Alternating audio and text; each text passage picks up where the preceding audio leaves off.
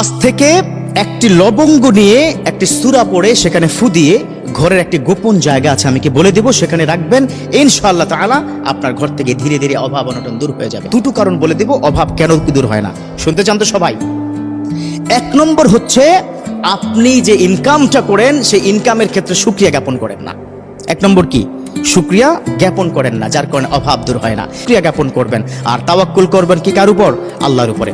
যেটা বললাম, আপনি যখন অফিস থেকে বা মাসের শেষে যে বেতনটা আপনি পান, আপনি যখন আলমারির মধ্যে টাকাটা রাখেন না, আপনার আলমারির মধ্যে প্রয়োজনে হয়তো আপনি এই টাকাটা খরচ করেন, আপনি একটা লবঙ্গ নেবেন। আসলে লবঙ্গ কিছু করতে পারে না, লবঙ্গ এটা মূলত একটা উসিলা মাত্র।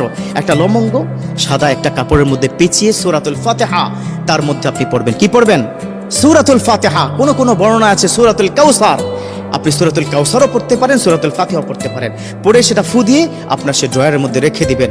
এটার উসিলায় আল্লাহ পাক, এই যে আল্লাহর প্রতি আপনি যে বিশ্বাস রেখেছেন, আস্থা রেখেছেন, তার উসিলায় আল্লাহ পাক আপনার ঘর থেকে দিন দিন অভাব অনটনকে দূর করে দিবে। আল্লাহ পাক আমাদেরকে আমলটা রেগুলারলি করার তৌফিক দান করুক, আমিন।